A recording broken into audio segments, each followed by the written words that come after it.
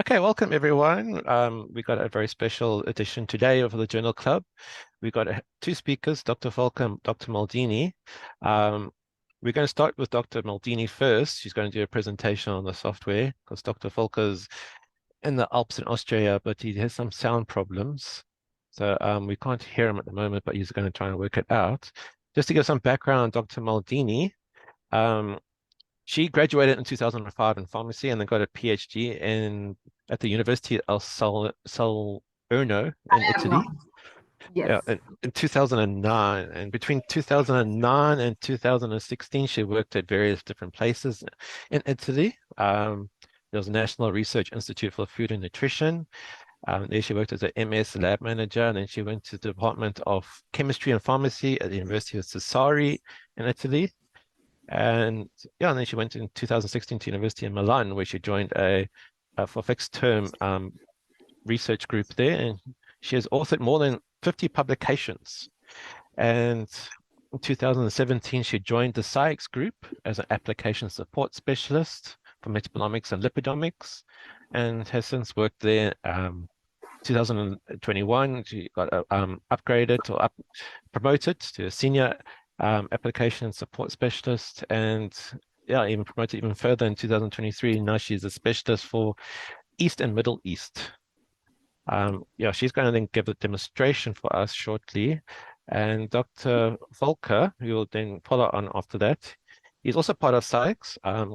He attained his PhD from the Max Planck Institute in Berlin in 1993 in Germany as a protein application specialist.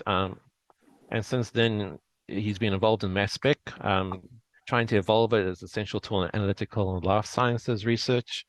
He's been in various positions at SCIEX and application support, technical marketing, sales, and business.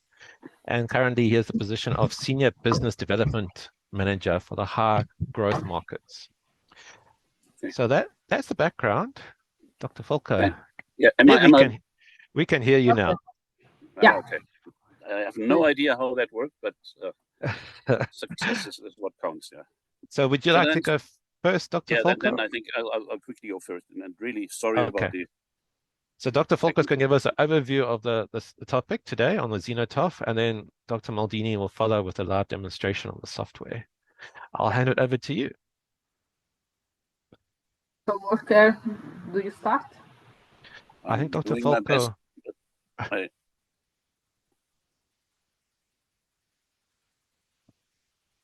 Should I start, Volker? Okay, no.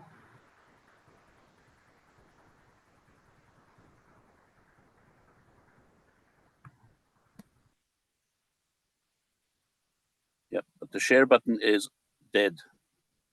Dead? So, well, yeah, okay. It's not. Can't. Oh, there we go.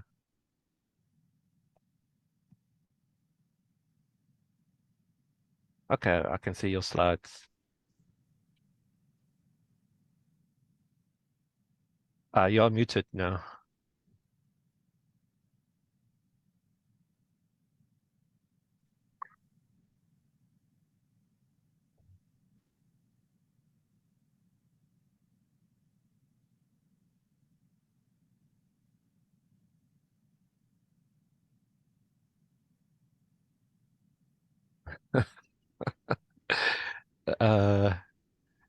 Mute. Unmute. There we go. Am I back? There we go. And there we go. There's the slides. There? I can see the slides, yes. And I'll hand it over to you. Yes, go for it. And you can hear that. That's perfect. Thank you. Okay, so thanks and sorry about the wait. And thanks for the kind introduction. So Lucia and I will present the 7600, that QTOF instrument. We are both with SCIEX, but in Africa we work with separations, and I'm seeing that some of them are trying to or have joined also. So yeah, I put our emails here. I'm happy to share the presentation afterwards. So if then you have any questions later, feel free to ask the guys from separations or Lucia and myself. So I'll keep this somewhat entertaining, and there's only going to be 2 marketing slides if you consider this a marketing slide. So SCIEX does LCMS, liquid chromatography mass spectrometry. And you see on the top the portfolio of triple quadruple systems that for us actually come as Q-trap systems more than anything else, which I won't talk about today. We'll focus on the high-end QTOF system. That's the other part of the portfolio. Of course, we also do offer the LCs with it. We have CE front ends. We have different sources. We offer the software packages and support and service worldwide, of course. But that's just the background. What you got to realize is that LCMS is relatively young and was thought to be impossible for quite a while, because you have the analyte in liquid first, while the mass spec is a gas phase instrument, or gas phase reactions, if you want to consider them like that. So really, sorry, back in 1974, Patrick Arpino said, hey, well, what you're trying to do with LCMS is attempting to marry a fish with a bird, and that's not going to work.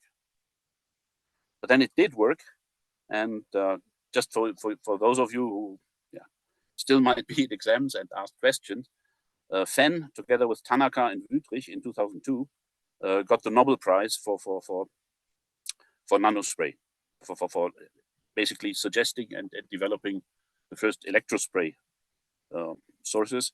Tanaka was, by the way, the Maldi guy. He got the Nobel Prize for Maldi ionization. Wüthrich is an NMR guy, so they shared that.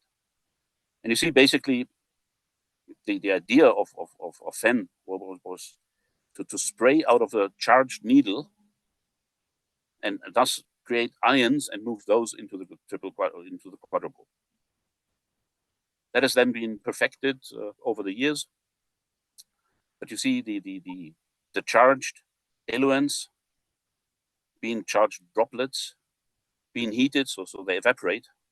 And at some stage, those droplets basically explode, and the ions are driven into the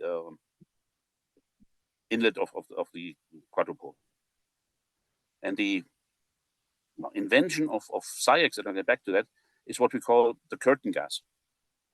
It's really the establishing of an idea of sending hot nitrogen gas towards those little charged droplets to make them, well, to make them desolvate more efficiently, but also to remove all non-ionic material that could be sucked into the vacuum. I'll show you in a minute.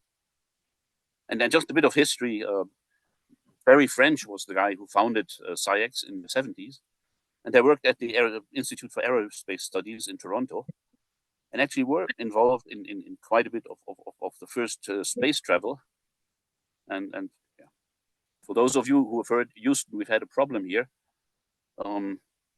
Barry French here, he was one of the guys who was asked to save those astronauts that were circling the moon, and apparently had no, well, after the service module actually exploded, more or less, they had to revamp the landing module and to use it as the supply module for re-entry into Earth. And again, you see Barry sit here in 2011, dinner with one of the astronauts. That's Fred Hayes here. Anyways, back to the topic. That curtain gas that I mentioned, that is really the key to efficiently linking chromatography to mass spec, was invented in 1976. And actually they called it cluster buster concept, which describes what it is. This just shows you again what we're doing in desolvating the ions efficiently and removing all the matrix. And that makes very, very stable measurements possible. That curtain gas, you see that over more than 2,000 injections of dirty T matrix you have a percent CV, so a change in the quantitative measurement of less than 10%. Anyways, quickly to set the stage completely, the advantages of TOF systems are, well, pretty easy to summarize. What we're doing is really having the fragments or the intact ions or fragments thereof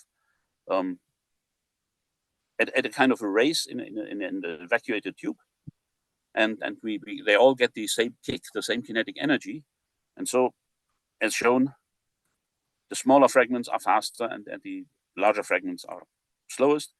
And because we can calculate and measure times so incredibly accurately, that gives you the high resolution that nominal mass instruments, that the quadrupoles themselves will never be able to achieve. But then it's just a word about high resolution, high mass accuracy. What do we get? This is showing the same part of a spectrum, both in nominal mass, the green line, if it is green, and the blue peaks in high resolution. And you immediately see that the high resolution has basically, it means we have very small bases of the peak compared to very large bases in nominal mass. If you want to quantitate, you'll do something like that rectangle here for the nominal mass, but you won't be able to separate those two. Whereas for a high resolution, high mass accuracy instrument, you barely see that rectangle, and it's easy to accurately quantitate while excluding all the contaminants and the interferences. So that accuracy, well, that high resolution, like small peak base, with the peak being in the right place, accuracy gives you a very, very precise and accurate quantitation. Potentially even in MS1 without doing MS-MS. So what does that translate to? But what you have is, well, consider these as parts of an empirical formula. So basically parts of a molecule. And if you do the calculations, they all have the nominal mass of 28. So a quadruple measurement would say, yes, I see 28, it's all the same. Or couldn't give you any more structural information. Whereas if you look at a high resolution instrument, where you go to the 4th or even 5th decimal point, you see that they're distinctly different. So a high resolution instrument will be able to get you a structure much easier. So if you have theoretically this empirical formula with this accurate mass, a quadrupole, even if we'd be tuned at 2.1 Dalton, that would be an error of 165 parts per million. High resolution instruments, yeah, would go to less than 2 parts per million. And that factor of 80 in the smallness of the window that you search with can actually go from 200 possible formulas at 165 ppm to only 2 possible formulas, which is then a good idea of what the structure would be. So in summary for this, both the intact measurements and the accurate measurements of parts will make it possible to really work with unknowns or modifications or unknowns or unexpected metabolites. So quickly showing you what's relevant in new parts of that system, it's really around the fragmentation chamber. So if you should see the ion rail, this is the entrance that I showed you before.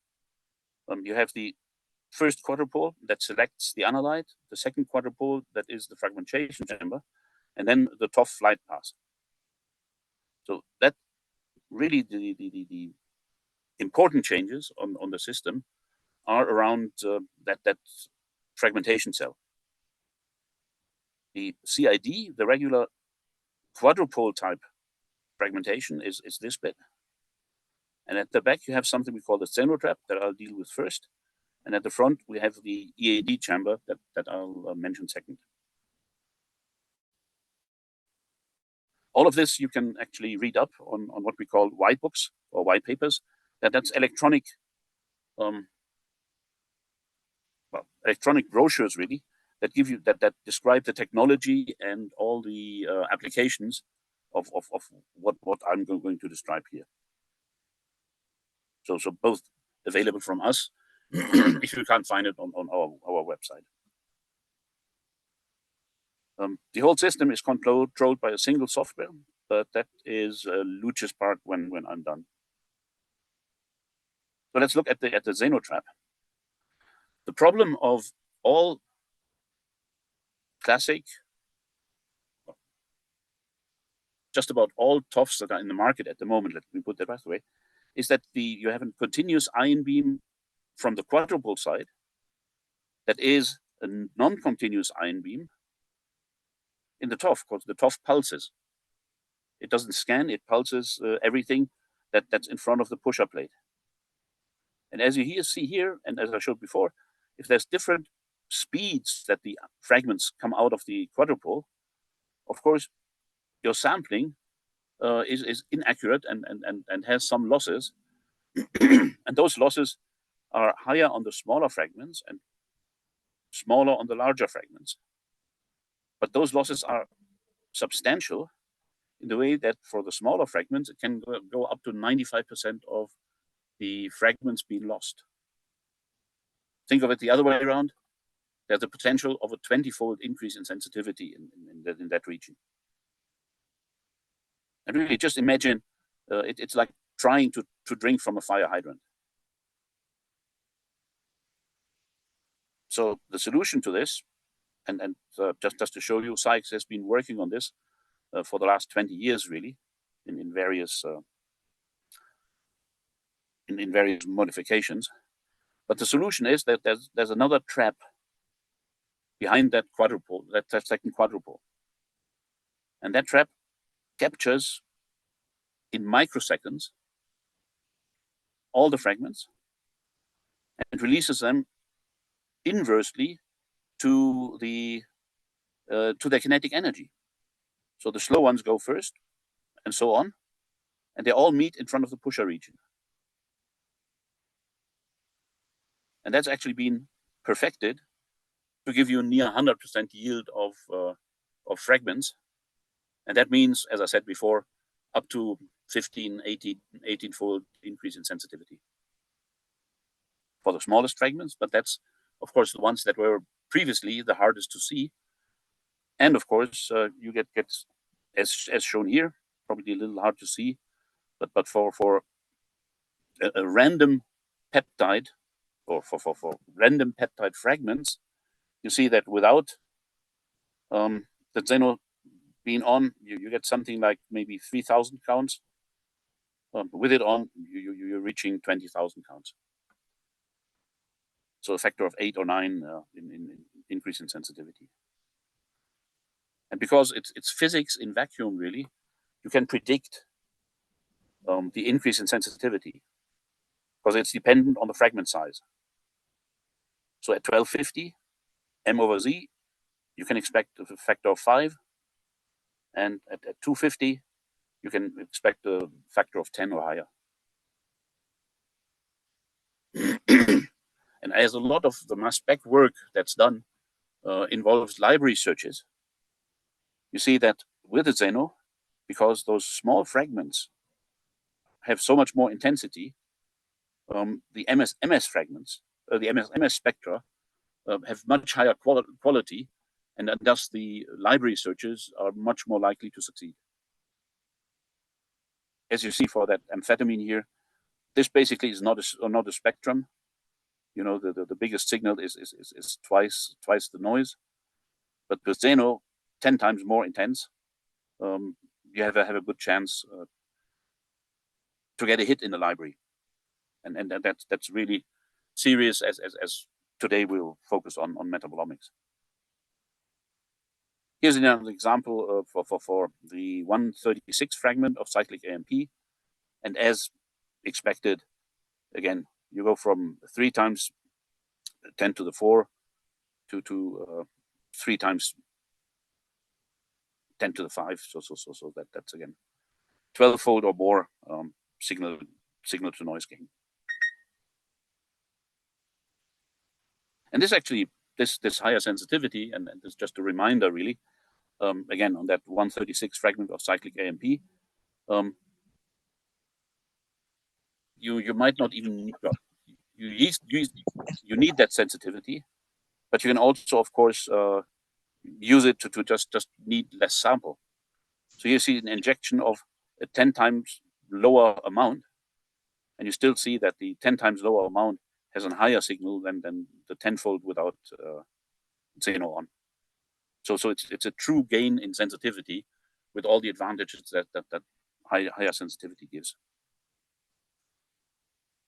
As I said, I'm happy to share this presentation later, but here's just a small list of all the of some of the European customers that we have that are visible, like Hankemeyer and Zamboni, and then they're happy to and well, they're metabolomics gurus really, and they're also happy to talk for us on ZenoTOFs.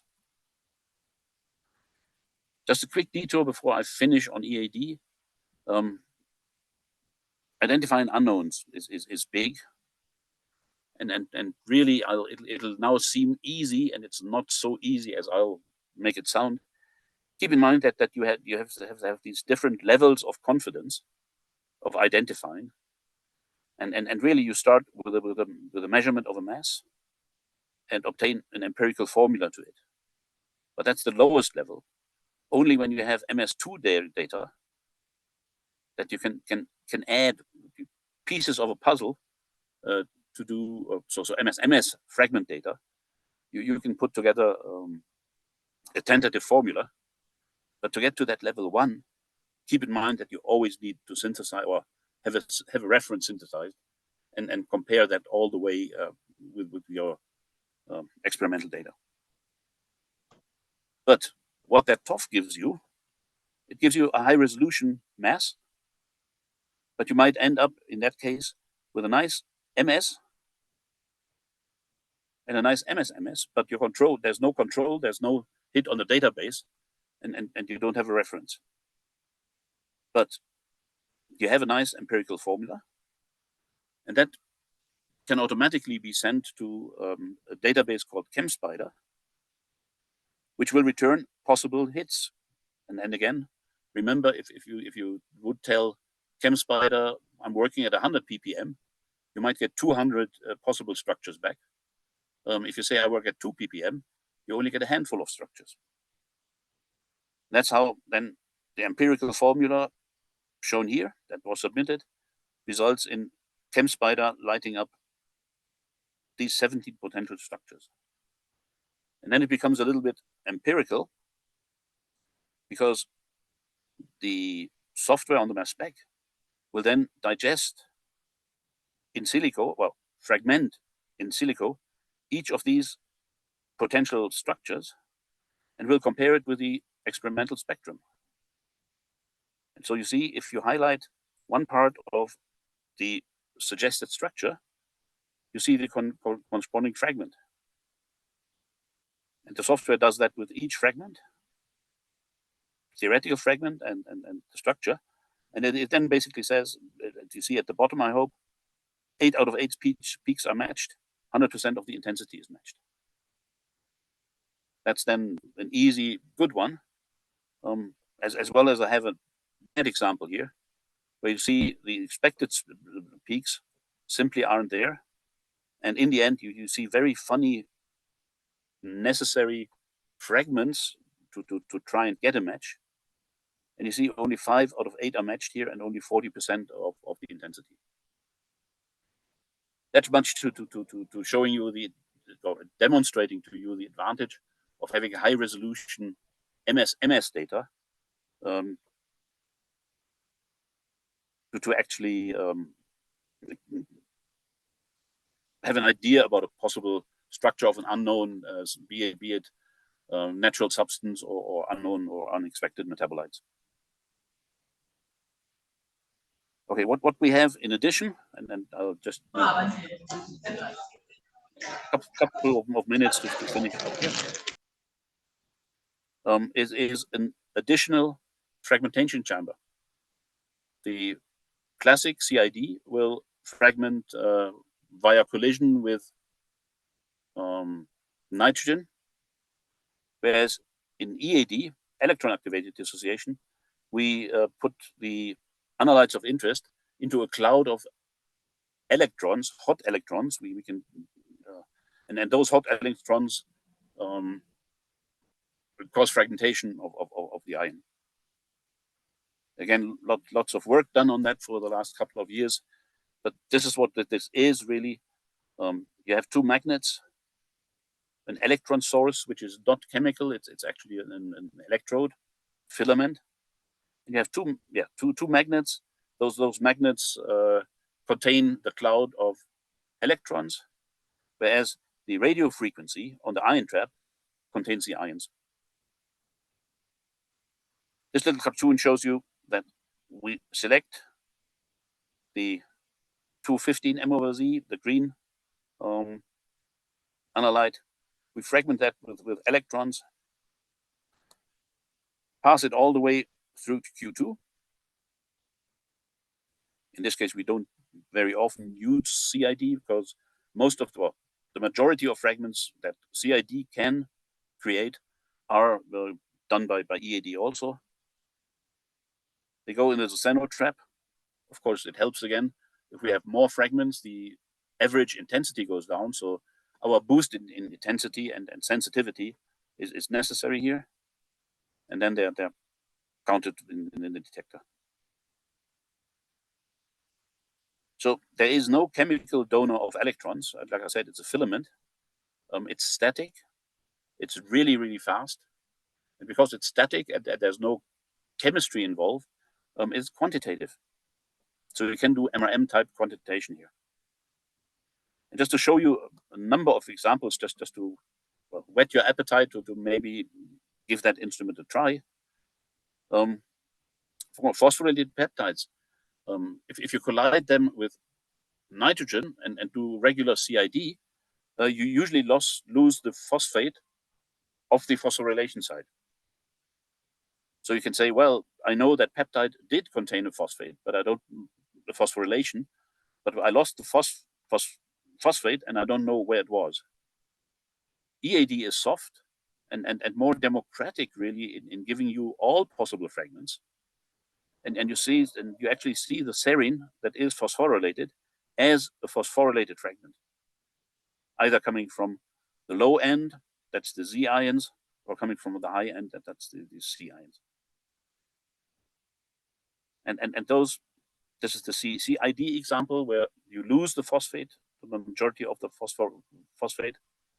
And this is the EAD example where you have beautiful quantitation of the phosphorylation site.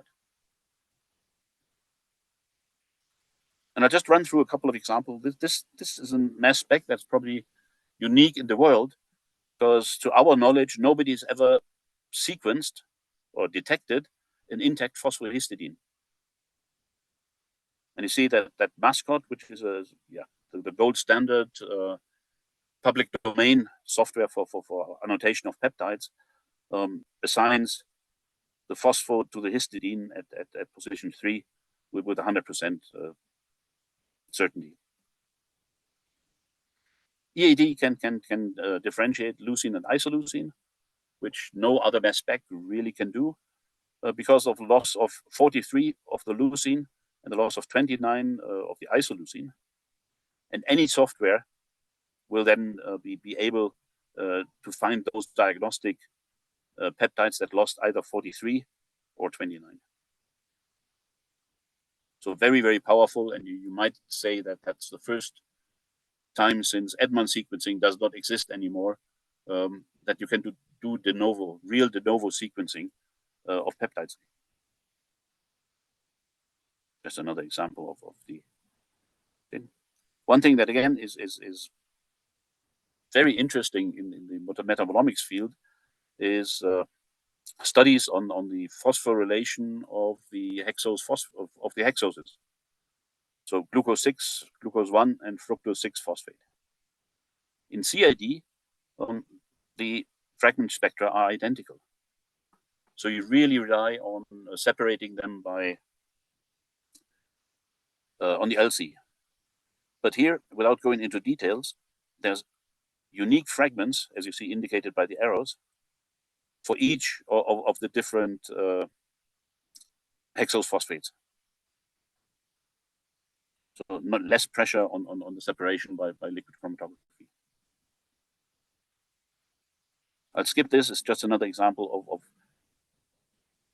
assigning the hexose modified lysine with 100% certainty with EAD, which is not possible with CID.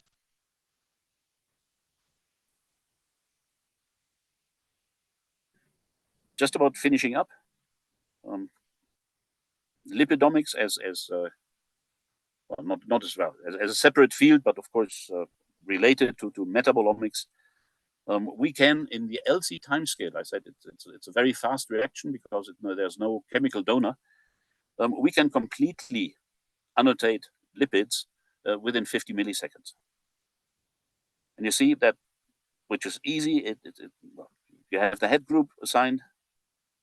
It's relatively easy also to assign the backbone, glycerol in this case. And you can get the SN1 and SN2 position of the two fatty acids. That can be done by CID. But for EAD, in addition, you can assign the double bonds because the carbon-carbon bonds are broken by the electron bombardment. And with a little more, not luck, but with a little more knowledge of what happens in that fragmentation, you can actually even assign the cis and trans stereoisomerism of that specific double bond. So very, very powerful in lipidomics. Last example on fragmentation of a metabolite, the glucuronide of darunavir, which is an antiretroviral.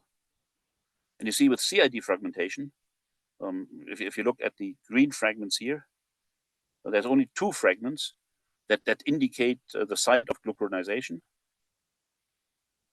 Whereas on EAD side, you see a lot of green fragments that actually give you a good idea of where the glucuronization site is. And all in red here, fragments that are specific for EAD only. So last thing I want to mention, because I made it start late and running over. But if you use a software called Sirius, some of you might have heard, to really assign unknown structures by as many fragments as you can, you see that in blue, dark blue here, the CID fragments of that pentapropylene glycol, you see that fragment tree would be rather sad, and CID would not give you an idea about the structure. Whereas EAD on this molecule again completely fills up that serious fragment tree. Last example, methyladenosine, same thing, a single fragment with CID and all possible fragments with EAD. So again, focusing the use of high resolution, high accuracy instruments on the annotation of unknowns. Our Chinese friends are very, very busy in doing natural products and metabolomics.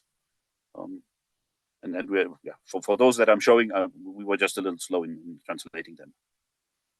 But again, you see natural products and Chinese medicine is of course big in those applications that I mentioned. Okay, and I said two slides of marketing. That's the second marketing slide. It's self-explanatory, but I hope I could show you that specifically the increased sensitivity and the electron-driven fragmentation regime are very, very useful. And with that, I thank you for listening to me when I let you. Thank you so much, Dr. Volker, for a great background on the topic. Are there any questions for Dr. Volker before we go to the demonstration by Dr. Maldini? Well, I'll leave it for everyone to think about. We'll do Q&A at the end. And as I said, if you agree, we can share, or you can then share with the team or with the participants the presentation, and that has our emails and room for further questions and perusing. Oh, certainly. It's very informative just to understand the difference between EAD, CID, what's going on inside these machines. It's very informative. Thank you. We'll definitely make a plan to share those. All right, great. Dr. Maldini, would you be able to turn on your screen? Yes. So Dr. Maldini is going to follow up with a live demonstration for us on the software. Are you able to see my screen? Yes. Now? Yes, go for it. Yep. You see the software? Yes. Okay, that's perfect. So thank you very much. So now we are going, I will drive you into the real life of researcher, so data processing, that for the omics science is I believe, the very huge part. So actually, Volker already showed you one slide on this software. This is our software that I like to call only one, because now, as you can see, we have 3 parts. So one is dedicated to the acquisition of the data, of the analysis. So it's the part where you can play, can control the instrument. And of course, this will be not part of this speech today, this presentation today. Then you have also in the same page, in the same main page of workspace, the part where you can see all the tab related to data processing. And finally, also the management part that is related to the configuration, so the SC part and the MS part. So it means that in one software, you can handle everything from data acquisition to data processing. As you can see, and we will focus mostly on this data processing, in my case, that are mostly metabolomics, I have all the software that I'm going to use, I daily use in my data processing in metabolomics. So the first one is the Explorer, that is mostly dedicated to the manual data processing. So where you can see your chromatogram, your TSI, you can manually extract some metabolites, metabolites of interest. Then this is the tab where I will go more in deep in the next few minutes, which is analytics. And in analytics, you can perform the automatic data processing. And then I will just mention, because I believe it's always important in an omics study, our software, which is Marker View, and here you have the direct link to this software, and is the statistical software where you can perform the principal component analysis, t-test, and so on. And the last one is the molecule profiler that is mostly dedicated for meta-ID, so pharmacokinetics studies. Of course, if you have any question, just stop me anytime, no problem. So now we are going mostly to the analytics. In analytics, I already opened some results to save time. But in analytics, you can automatically process your data. So actually, the first thing you need to do is to build a processing method. So as you can see here, you can go in the process method and go in new. So actually, I will show an already method that is the one I used. So when you open the method, or you are creating the method, you are driven by the software itself. So you have here on the left this column where you have different settings that you have to fill up. So the first one is the workflow. So you can select just, for example, quantitation and targeted identification. And as you can see, some of these options become or are gray, so you cannot use go into these settings. And if you check also the non-targeted screening, you have everything that you need. You have everything in blue, so accessible, that you have to fill up.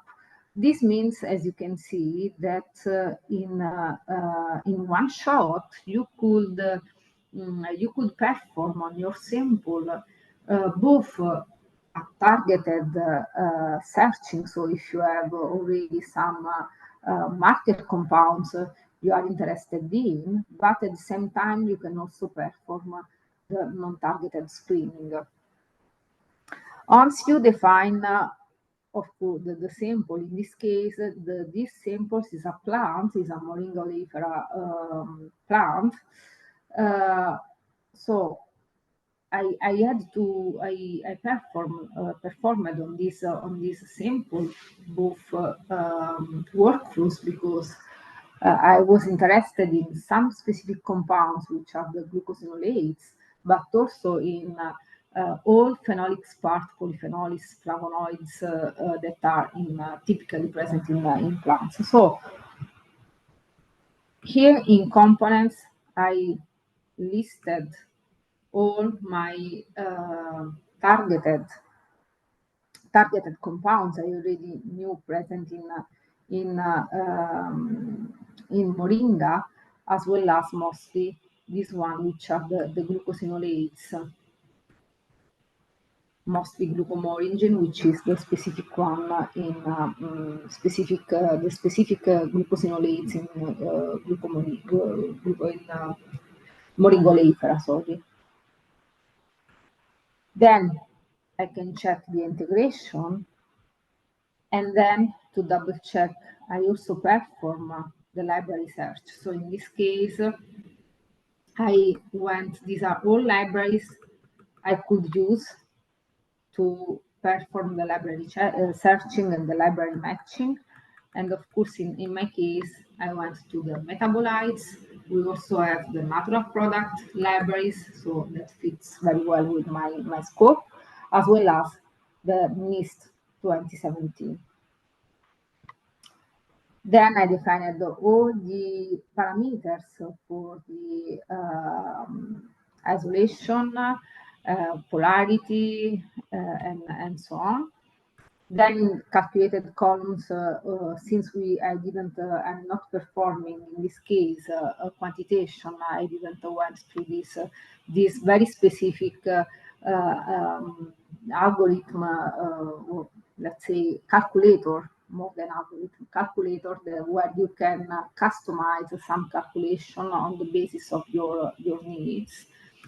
Another important thing is the flagging rules. So I checked the qualitative rules. That means I give some weight on the results for the mass error. So everything that is plus minus 5 ppm is green.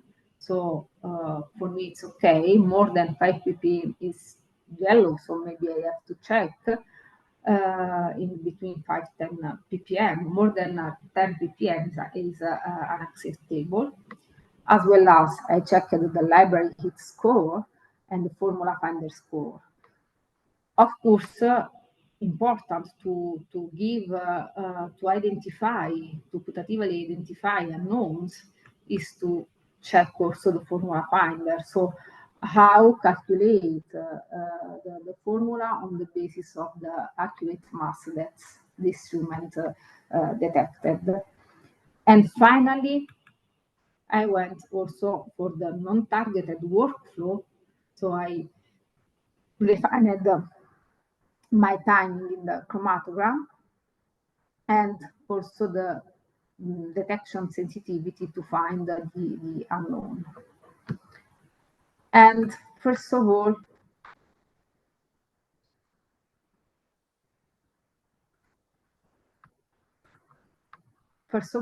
what I had as a first results is this table. So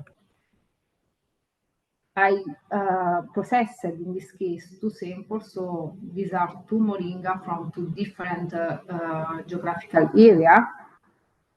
And this way. And what I could do, because in this case I have 387 rows, I could refine my error first, my search just on the basis of the green light for the library, and this is what I got. So I have the library hit here with all the information regarding the formula, precursor mass, retention time, area, the adduct, and the mass error. And of course, if I would like to look for some MS data, I can go here and just have my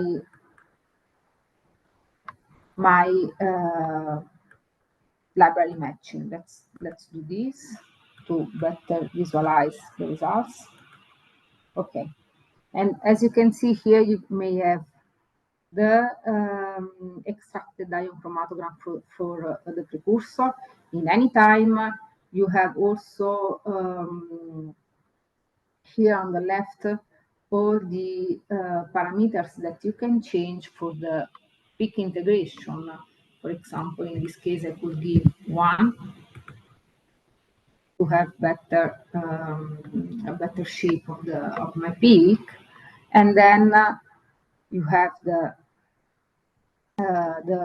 precursor ion in accurate mass with, as you can see, the isotopic pattern overlaid with calculated, so the detected, and the experimental one. And here you have the mass error, so minus 1.9, so below 2 ppm. And then you have also the calculated formula. So here you can see all the formula finder results. In this case, we are very lucky, so we have just 1 formula, but we have also the matching with the library, which is the hydroxybenzoic acid. You have also another way to check your results.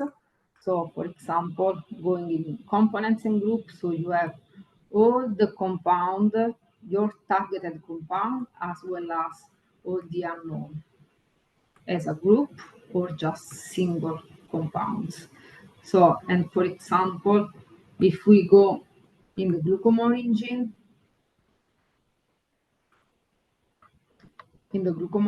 of course, this is not present in the library, but we have the formula here.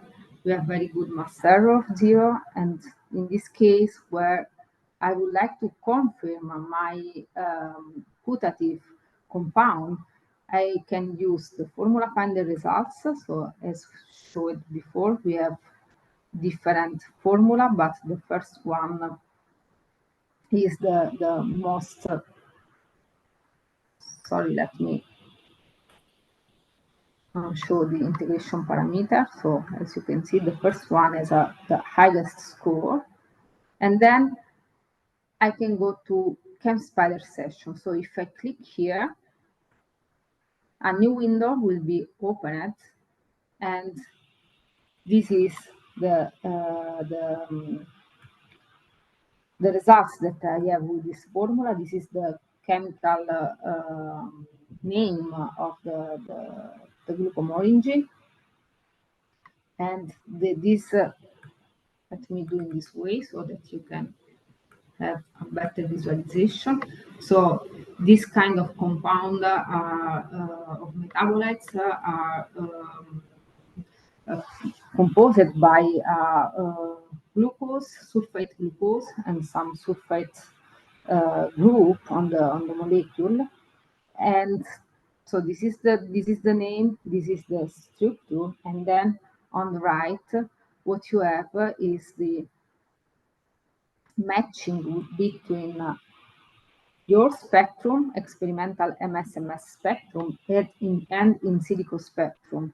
So as you can see, everything is blue in this case. So everything is matching between our fragmentation and the fragmentation calculated by the software.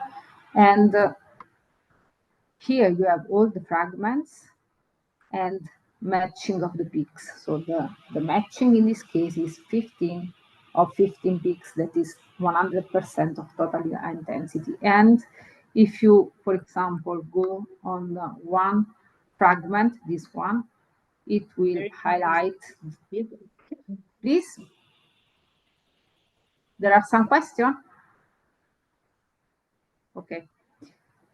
You will, the part of the molecule interested or relative to this fragment will be highlighted. Then we can also go, you will have also the unknown after targeted compounds, so the features that software found in our sample. And for example, if you go here, you see in this case as well, we have nice chromatogram. Let's do this.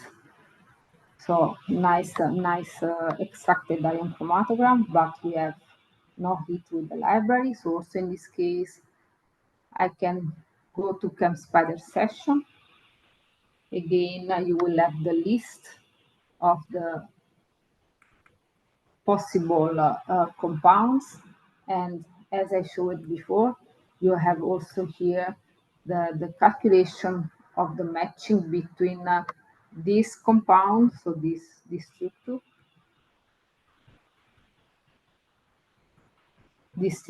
and your experiment, your MSMS, your acquired MSMS. And as you can see in this case, we have a lot of red, so 3 of 25 peaks. But we can go through this one, for example, vanilloside, and in this case, you have 82% of the matching.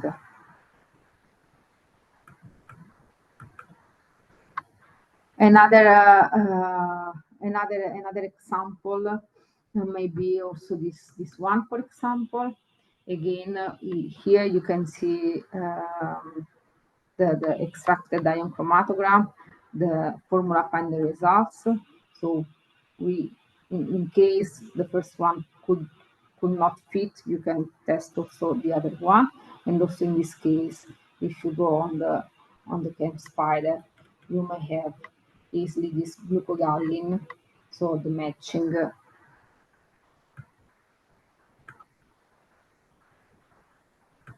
Okay, you will have like 86 of matching between your spectrum, MSMS spectrum, and in silico spectrum calculated here. Of course, there are some options here for the fragmentation, in silico fragmentation, some settings that you can define with time.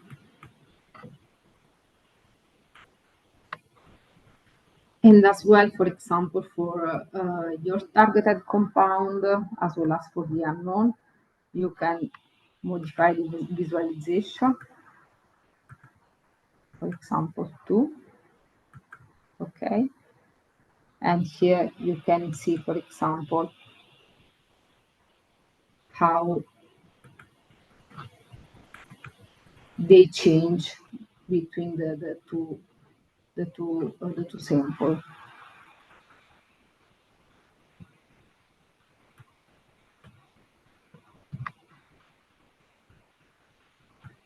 As well as another nice things that I found prochanidin in some of these. Sorry, let me do. Okay, in some of the samples. So with a nice library matching. This is the case of the second sample, so the Moringo leipera 9. And as you can see here, you have very nice library matching.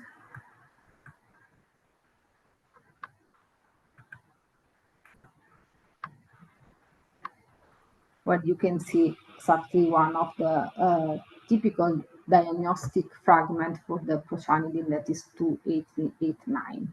But at this point, to confirm this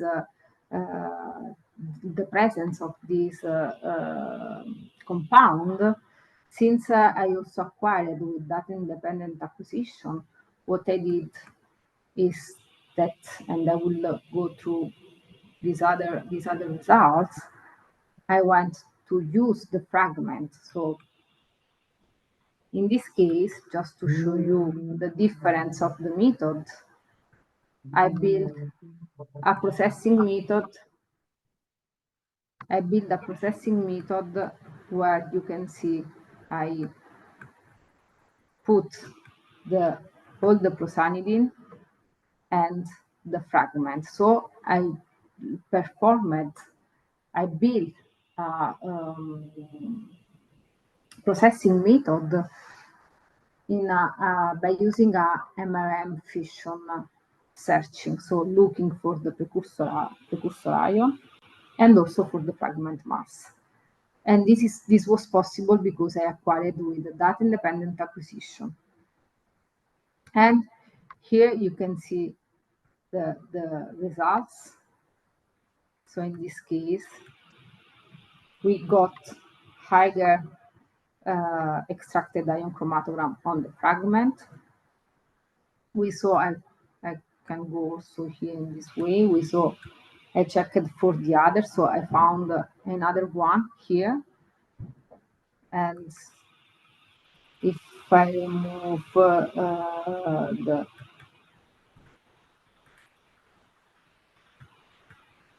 it's just to show that even if the precursor ion was very low abundant, so 300 count per second, here you can see a nice swath. Let's do it this way. Swath spectrum with very higher intensity. And as well as for the other, I got very nice library confirmation by using the fragment, and confirmation again with the library matching, with a matching above a fit above 85%.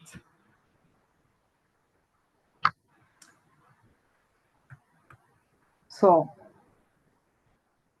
there are questions on this part, maybe curiosity.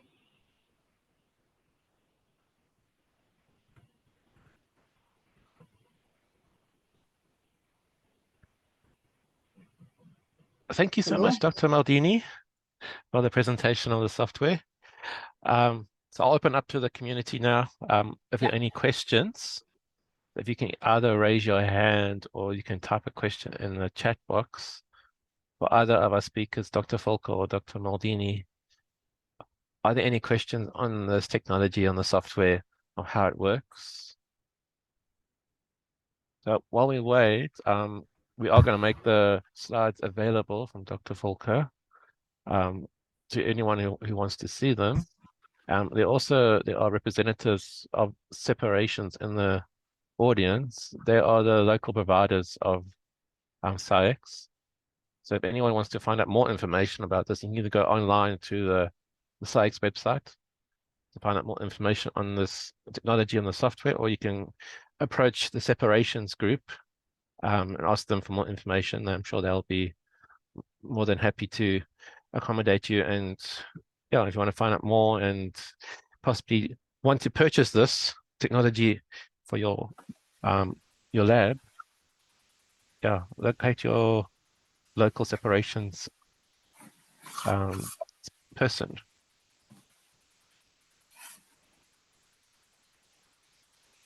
So are there any questions from the audience?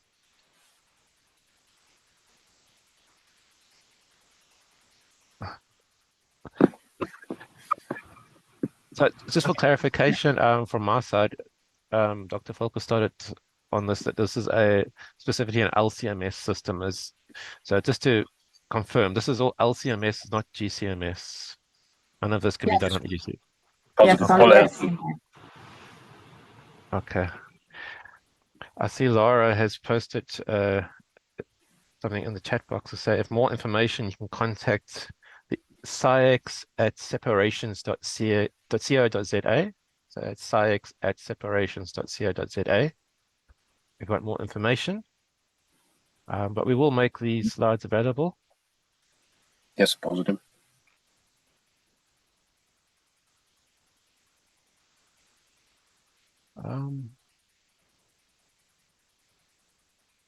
I'm sure people will think of questions later.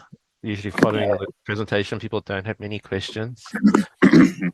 But it was very technical and probably a lot of new information to most people. Dr. Tona, do you have a question? Not really. I'm just joining in now. Oh, okay. Okay. Well, I found it very informative. Thank you so much for presenting to us. Pleasure. Thank you. Yep. Thank you, everyone. And if anyone has questions, please do contact your local specialist or SCIEX@separations.co.za. Thank you so much for joining us, everyone. And thank you to